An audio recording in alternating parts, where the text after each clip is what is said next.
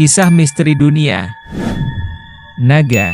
Naga sebagai makhluk yang mempunyai karma baik dan telah mencapai pembinaan kehidupan spiritual tahap tertentu, karena mereka telah melatih pembinaan spiritual yang sangat lama.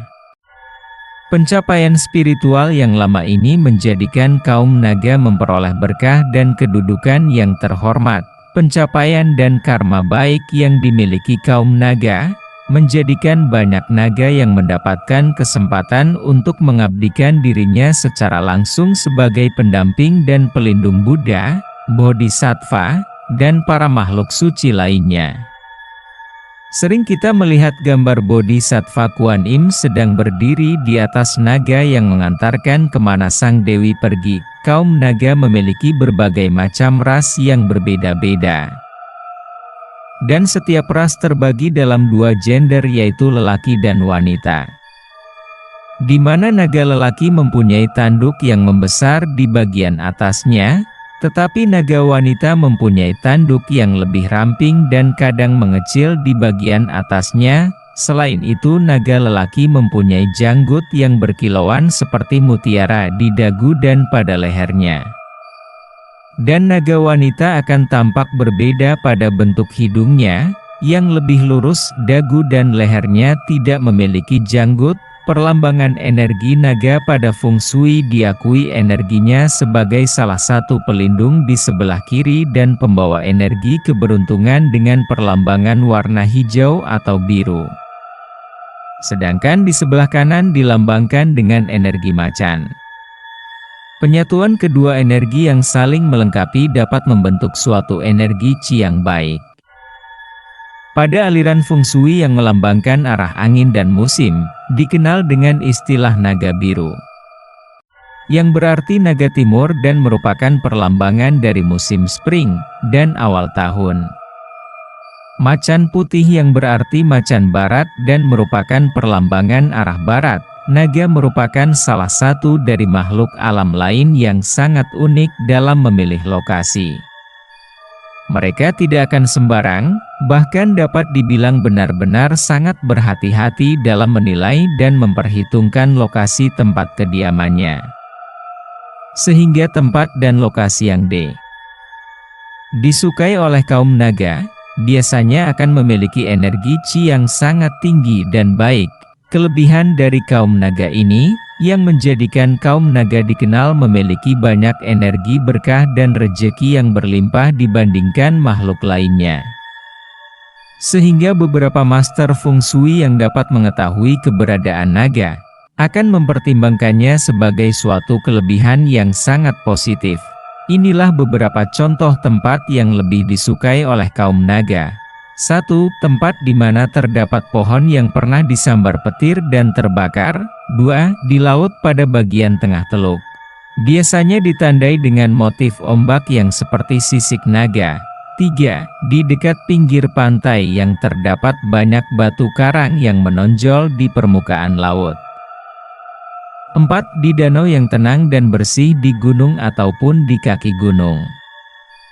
Kelima, di dalam gua, di mana sering muncul pelangi di atas atau dari dalam mulut gua, karena pada umumnya tempat yang disukai naga sangat erat hubungannya dengan elemen air.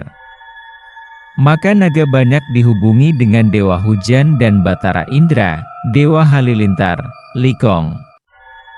Hal ini erat hubungannya dengan cara Feng Shui yang mempergunakan unsur air sebagai pembawa energi berkah dan kekayaan. Untuk menjadi naga diperlukan pembinaan yang tidak mudah, dan waktu yang sangat lama.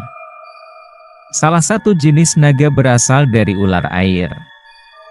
Ular air bila mana telah bermeditasi selama 500 hingga 1000 tahun, akan berubah menjadi ular ikan. Seperdua ular seperdua ikan, di mana kepalanya masih berupa ular.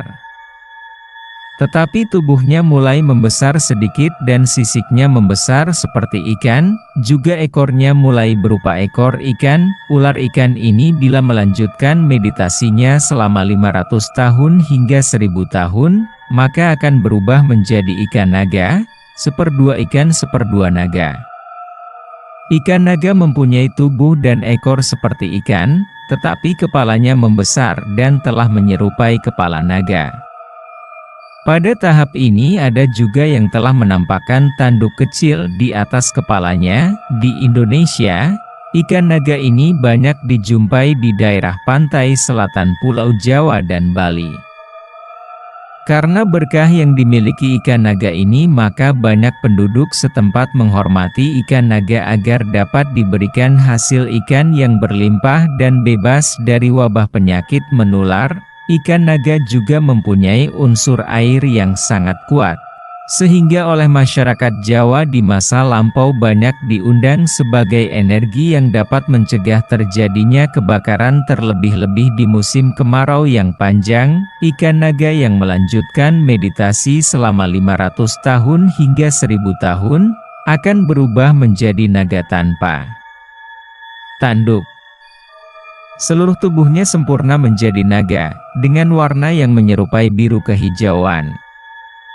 Walaupun ada juga yang telah mempunyai tanduk, tetapi tanduk di kepalanya masih sangat kecil sekali. Naga tanpa tanduk ini banyak dijumpai dalam hiasan kerajaan-kerajaan di tanah Jawa pada masa lampau, di mana energi yang terpancar dari naga tanpa tanduk dapat menambah pamor dan wibawa dari tempat yang didiaminya. Naga tanpa tanduk akan menjadi naga bertanduk bila mana dapat bermeditasi selama 500 tahun hingga 1000 tahun lagi. Naga bertanduk mempunyai tanduk besar yang sempurna, dan ditumbuhi janggut panjang yang berkemilauan seperti perl.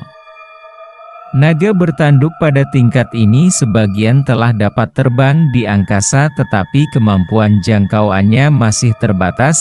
Dibutuhkan meditasi sedikitnya 1000 tahun untuk mencapai naga emas yang sempurna.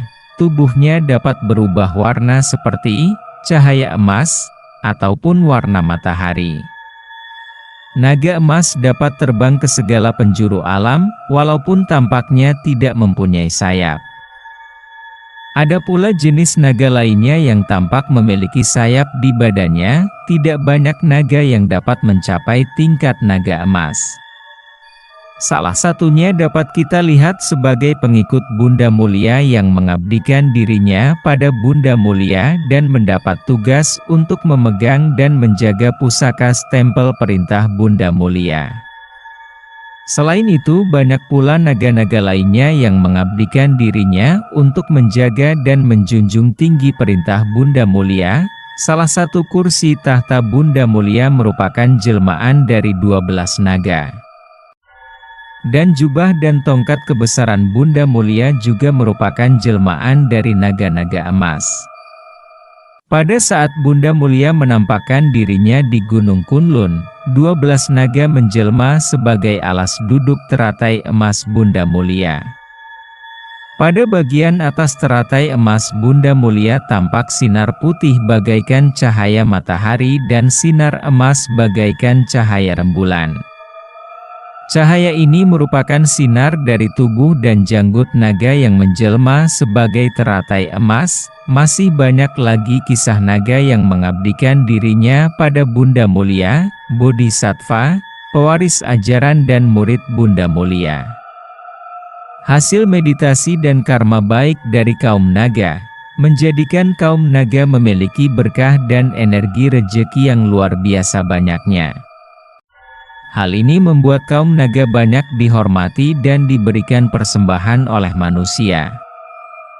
Semua ini bertujuan agar kiranya sang naga sudi melimpahkan berkah keberuntungan yang dimilikinya. Kaum naga juga dapat mengerti bahasa burung dan binatang lainnya, di mana ada suatu cerita legenda yang menjelaskan bila mana seseorang memakan hati naga, dia dapat mengerti bahasa binatang.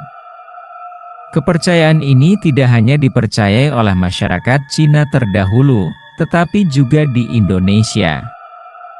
Cerita tentang hati naga yang menjadikan seseorang mengerti bahasa binatang juga dipercayai oleh penganut kepercayaan Jawa kuno di Indonesia.